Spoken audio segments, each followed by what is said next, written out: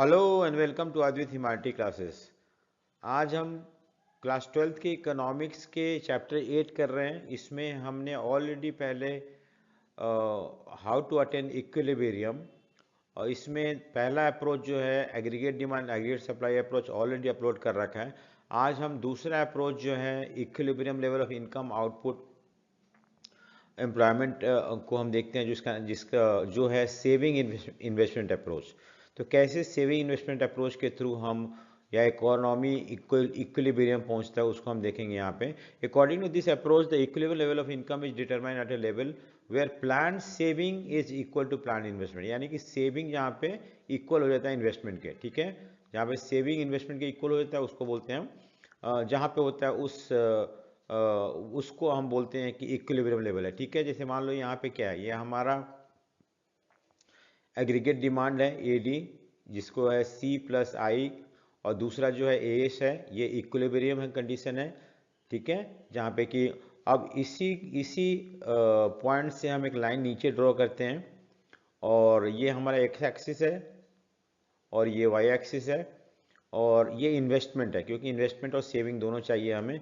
आपको पता है कि जहाँ पे कंजम्पशन इक्वल टू जहाँ पे एस इक्वल टू एडी हो जाता है, वहाँ पे सेविंग जो होता है वो जीरो हो जाता है। ठीक है, जहाँ पे यहाँ पे सेविंग जीरो है, और हम इसी पॉइंट पे सेविंग यहाँ पे लेके आएंगे जहाँ पे कि सेविंग जीरो हो जाता है। ठीक है, वो लाइन हमने नीचे ड्रॉ किया, और ये जो है लाइन कट करते हैं इन्वेस्टमेंट। इन्वेस्टमेंट जो है पैरेलल लाइन है एक्स एक्सिस के, क्योंकि हम मान के चलते हैं कि इन्वेस्टमेंट जो है ऑटोनोमस होता है और गवर्नमेंट करता है, वो हमेशा फिक्स रहता है, उससे कोई मतलब नहीं है कि इनकम बढ़ रहा है घट रहा है, उससे कोई मतलब नहीं। इसलिए ये जो है इन्वेस्टमेंट पैरेलल टू एक्सिस है, ये शो कर रहा है कि इन्वेस्टमेंट फिक्स है। और जहाँ पे ये लाइन जो है आपका इक्वल हो जा रहा है, इन्वेस्टमेंट के बराबर हो जा रहा है, वहाँ से हम सेविंग कर्व ड्रॉ करते हैं, जो कि इस पॉइंट को होते हुए आपको वाई एक्सिस पे चले जाएगा, और वाई एक्सिस पे ये माइनस में है क्योंकि ये डिस सेविंग शो कर रहा है। और इसके बाद आपका ये जो सेविंग है, finally it become equal to I. So जहाँ पे सेविंग इन्वेस्टमेंट बराबर हो जाता है प्लान सेविंग प्लान इन्वेस्टमेंट, उसको हम इक्विलिब्रियम बोलते हैं, इक्विलिब्रियम लेवल बोलते हैं, जहाँ पे कि plan saving become equal to plan investment. ठीक है, so in the above figure investment curve is parallel to X axis. मैंने बताया क्यों, क्योंकि ऑटोनोमस होता है, नेचर होता है इन्वेस्टमेंट का।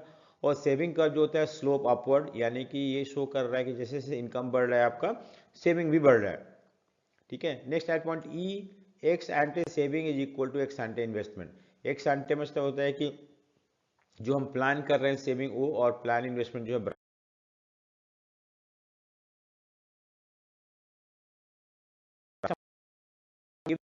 ठीक है। और इस तरह से O Y is the equilibrium level of output corresponding to point E. इस पॉइंट से हम नीचे लेके आते हैं, तो ये जो हमारा ओ जो है ओ वाई जो है वो आपका इक्विलिब्रियम लेवल ऑफ इनकम है।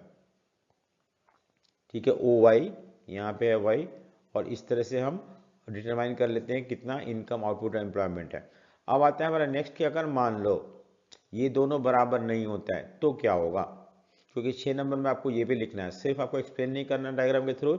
अगर आप सिर्फ आप डायग्राम के थ्रू एक्सप्लेन करते हो तो आपको 3 नंबर मिलेगा, लेकिन अगर आपको ये पूछा जाता है एक्सप्लेन करना, तो इसका मतलब ये होता है कि अगर सेविंग और इन्वेस्टमेंट बराबर नहीं होता है तो क्या होगा। तो दो केसेस से मर्ज होंगे, एक तो सेविंग बड़ा हो सकता है इन्वेस्टमेंट, या सेविंग छोटा हो सकता है इन्वेस्टमेंट से।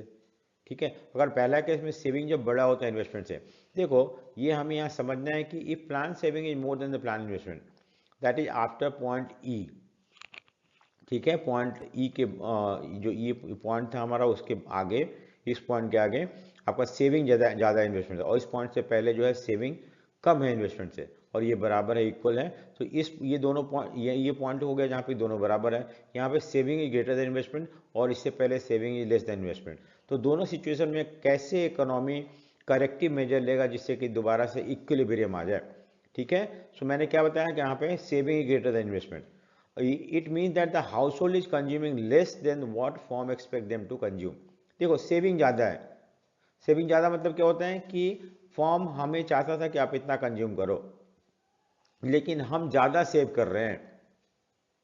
और saving is greater than investment मतलब होता है कि फॉर्म जो था वो चाहता था कि हाउस होल्ड जो है इस लेवल तक कंज्यूम करे, लेकिन हम क्या कर रहे हैं, उस इनकम में से सेव कर दे रहे हैं ज़्यादा, और इसलिए कंजम्पशन कम हो रहा है। जो कंजम्पशन कम होगा तो आपका इन्वेंट्री मतलब जो स्टॉक पाइल है या जो अनसोल्ड स्टॉक है वो और बढ़ना शुरू हो जाएगा।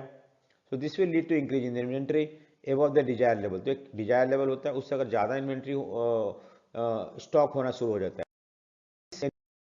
करने के लिए हम क्या करेंगे, firm would reduce the production कम कर देगा, और ये तब तक करते रहे जब तक ये आपका सेविंग इन्वेस्टमेंट इक्वल नहीं हो जाता है, ठीक है।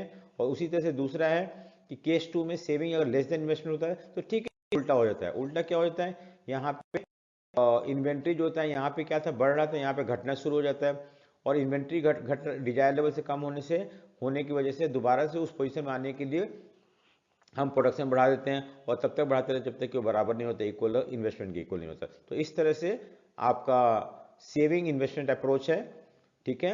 अगर आपको ये वीडियो पसंद है तो लाइक शेयर सब्सक्राइब जरूर करें, और नेक्स्ट वीडियो में हम मल्टीप्लायर के बारे में समझेंगे, मल्टीप्लायर कंसेप्ट क्या है क्या नहीं है, और किस तरह से इकोनॉमी में जब पैसा इन्वेस्ट होता है तो उसका क्या इम्पैक्ट पड़ता है।